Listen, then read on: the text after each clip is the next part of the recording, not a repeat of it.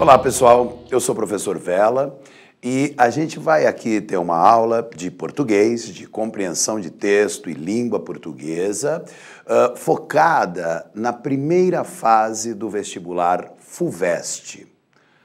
O vestibular FUVEST, como se sabe, é o vestibular que prepara, que seleciona para a Universidade de São Paulo e algumas outras instituições. A prova de compreensão de texto em língua portuguesa da FUVEST vai contemplar textos de diversos matizes. Textos de ciências, ciências exatas, ciências biológicas, ciências humanas, textos literários, mais focados aí na literatura, e textos jornalísticos. Essa aulinha de hoje que a gente vai fazer, nós vamos tratar de textos de ciências humanas, nós vamos ter aqui um texto sobre história do Brasil, um texto sobre sociologia e também jornalismo. Nós vamos ter uma entrevista, né, um texto de atualidade. Só lembrar que a nossa matéria é língua portuguesa, é compreensão de texto e língua portuguesa. Nossa matéria não é ciências humanas, nossa matéria não é história, nossa matéria não é sociologia. Entretanto, esses conteúdos caem na prova de língua portuguesa. Então, a nossa ótica é a da compreensão de texto, é a da língua como ferramenta para a transmissão de conteúdos dos mais diversos contextos. As questões todas que nós vamos resolver aqui, todas frequentaram recente exame FUVEST em primeira fase. Vamos começar então? Textos sobre jornalismo e ciências humanas. Primeiro texto, um texto de história do Brasil, do grande historiador Caio Prado Júnior, formação política do Brasil. Ele, para entrar na história do Brasil, ele começa lá em Portugal, nas grandes navegações portuguesas, que culminaram aí com o achamento do Brasil por Cabral. Vamos começar a ler o texto então. Não era e não podia o pequeno reino lusitano ser uma potência colonizadora à feição da antiga Grécia. Então, ele está comparando aí a colonização portuguesa com a grega. O surto marítimo que enche sua história do século XV não resultara do extravasamento de nenhum excesso de população, mas fora apenas provocado por uma burguesia comercial sedenta de lucros e que não encontrava no reduzido território pátrio satisfação à sua desmedida ambição. A ascensão do fundador da Casa de Avis ao trono português trouxe esta burguesia para um primeiro plano. Fora ela quem, para se livrar da ameaça castelhana e do poder da nobreza, representado pela rainha Leonor Teles, cingira o mestre de Avis com a coroa lusitana. Era ela, portanto, quem devia merecer do novo rei o melhor das suas atenções. Esgotadas as possibilidades do reino com as pródigas dádivas reais, restou apenas o recurso da expansão externa para contentar os insaciáveis companheiros de Dom João I. Então tá aí, Caio Prado Júnior, Evolução Política do Brasil, adaptado. Vamos ver então as questões e à medida que se fizer necessário, para responder as questões a gente volta ao texto. Questão número 1. Infere-se da leitura desse texto que Portugal não foi uma potência colonizadora como a antiga Grécia porque seu peso político e econômico, apesar de grande para o século, não era comparável ao da Grécia. B, porque seu interesse, diferentemente do da Grécia, não era conquistar o mundo. C, porque seu aparato bélico, embora considerável para a época, não era comparável ao dos gregos. D, porque seu objetivo não era povoar novas terras, mas comercializar produtos nelas obtidos. E, porque seu projeto principal era consolidar o próprio reino, libertando-se do domínio espanhol. Vamos voltar ao texto para a gente conferir aqui. Então, olha, comecinho do texto. Não era e não podia o pequeno reino lusitano ser uma potência colonizadora à feição da antiga Grécia. Então o parágrafo se abre com esse tópico frasal, comparando a expansão territorial de Portugal com a da Grécia, eram coisas diferentes. O surto marítimo que enche a história portuguesa do século XV não resultara do extravasamento de nenhum excesso de população.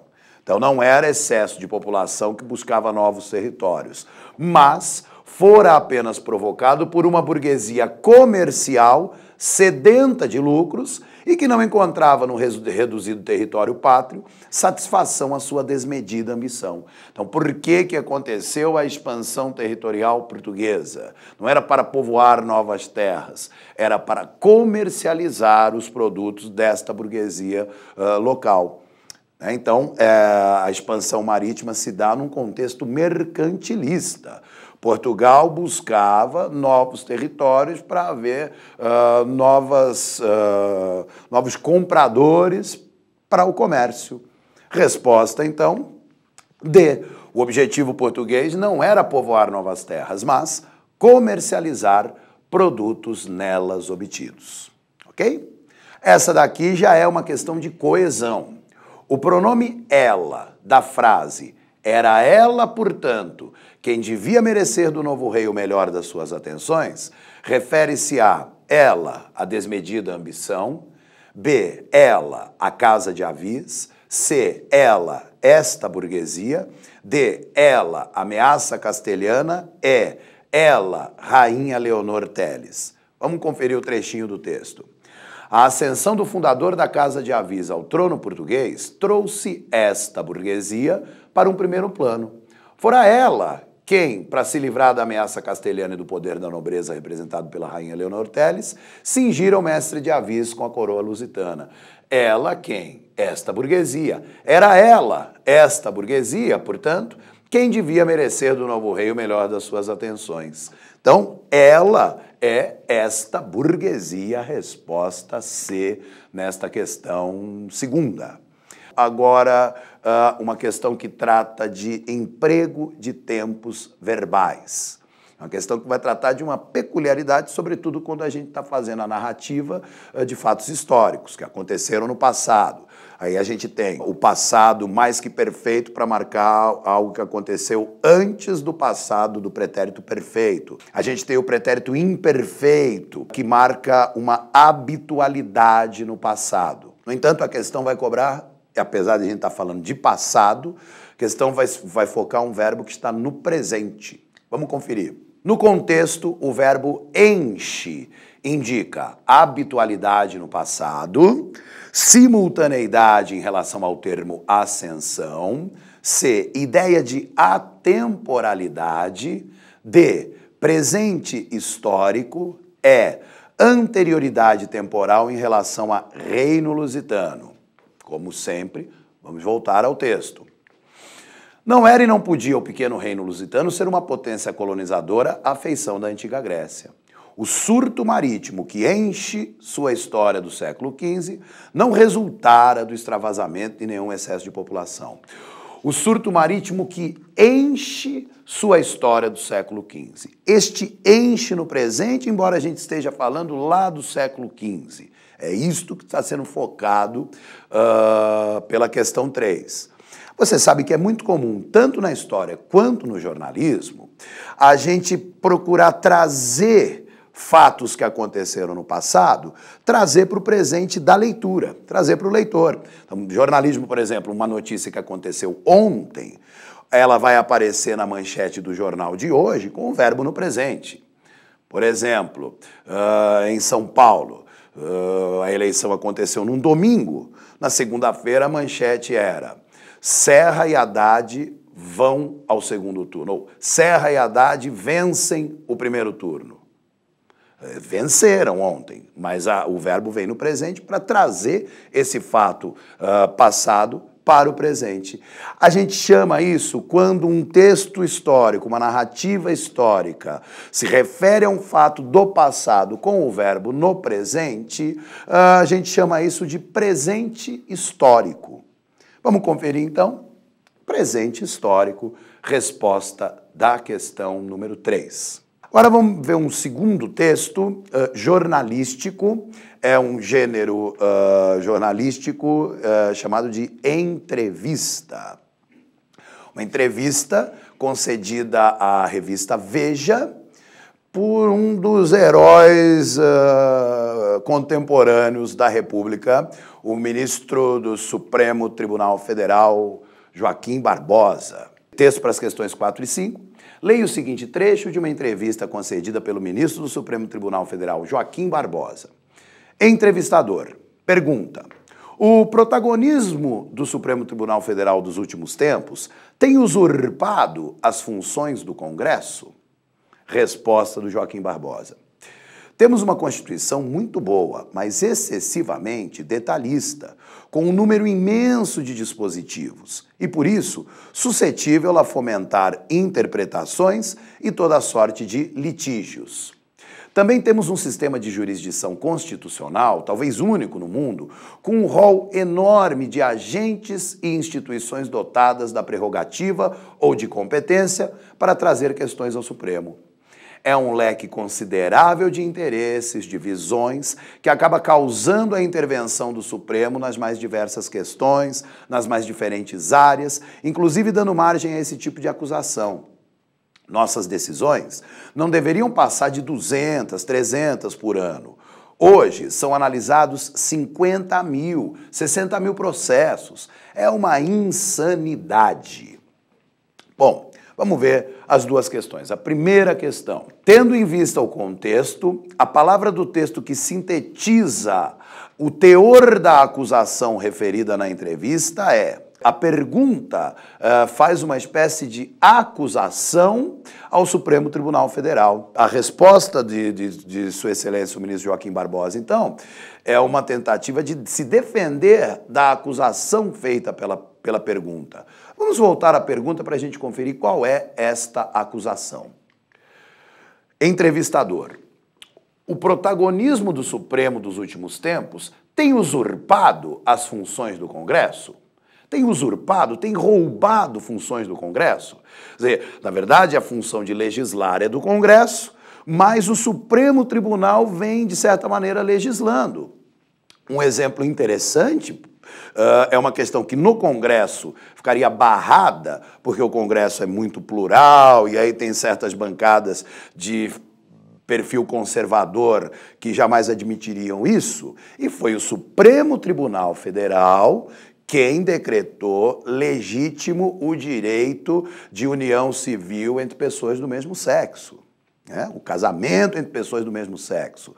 Isso foi decidido pelo Supremo e não pelo Congresso, embora a função de legislar seja do Congresso. Questões como essas levaram o entrevistador a fazer essa acusação.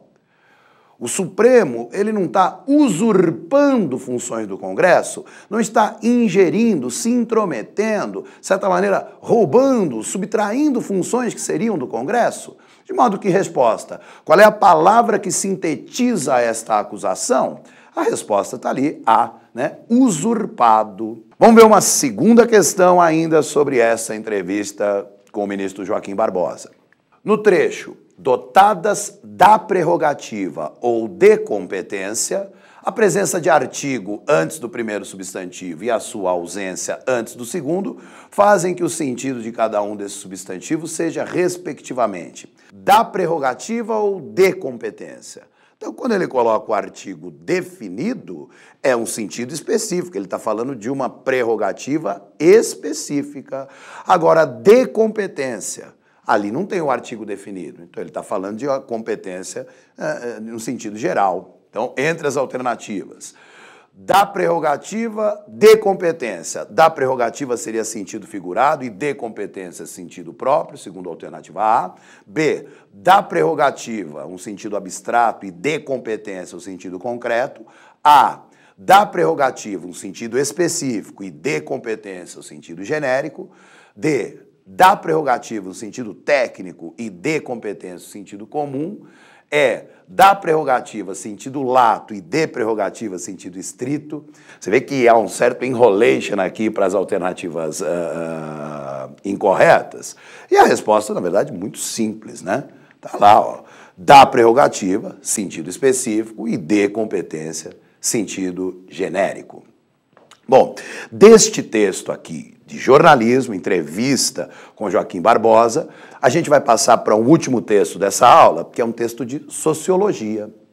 A relação, a coesão que a gente estabelece entre o texto com a entrevista com o Joaquim Barbosa para esse texto de sociologia é, claro, uma questão que é levantada desde a posse do ministro Joaquim Barbosa, né? O primeiro ministro, o primeiro negro a ocupar um cargo tão importante na Corte Suprema. E Joaquim Barbosa, já inúmeras vezes, em várias entrevistas, ele deu declarações dizendo que foi, é e certamente será por um bom tempo vítima de racismo no Brasil. Então, uma questão de sociologia, um texto de sociologia, escrito pelo grande sociólogo da USP, Otávio Ianni, que dedicou, né, a essas questões das minorias, das desigualdades sociais. Vamos pegar um texto que caiu no vestibular FUVEST. Então, não é a gente que escolheu esses textos, não sou eu que escolhi, são textos que costumam cair e que caíram no vestibular FUVEST. Vamos nós.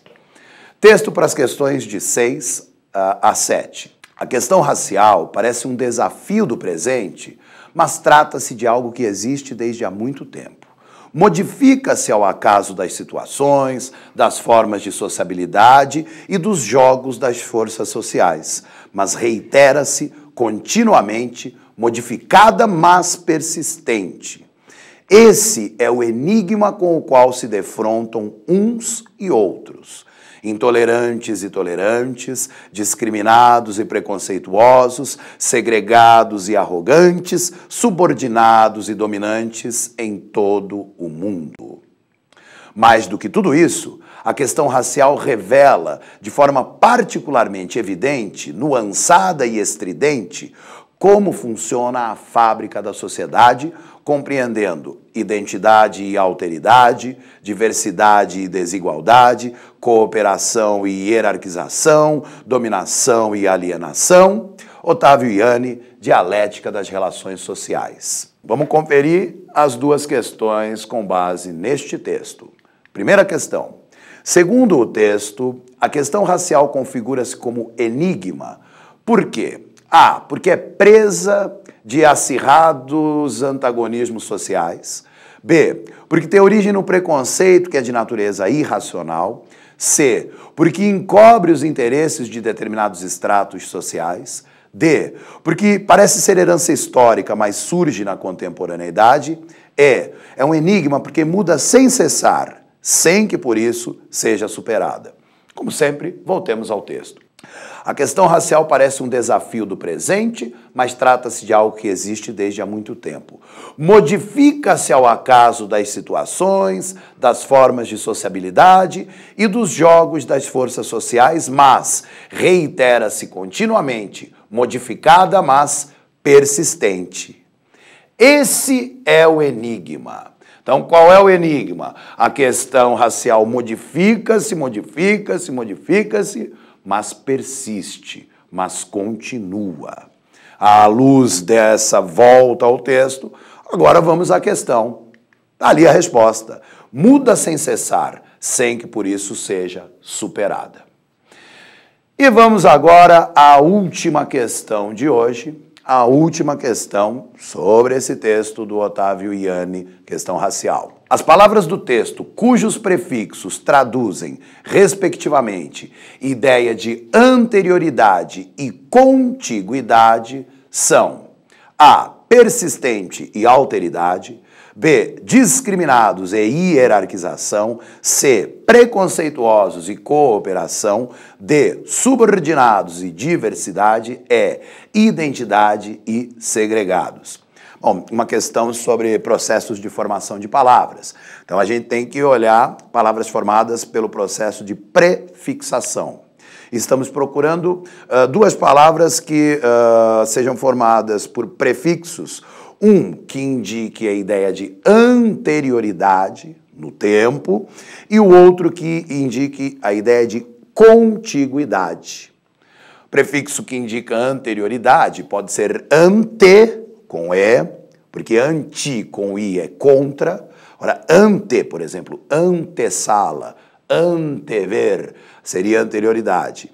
Ou o prefixo pré, antes, pré-escola, antes da escola, pré-texto, antes do texto, preconceito. O camarada já tem o conceito formado antes de ter o conceito.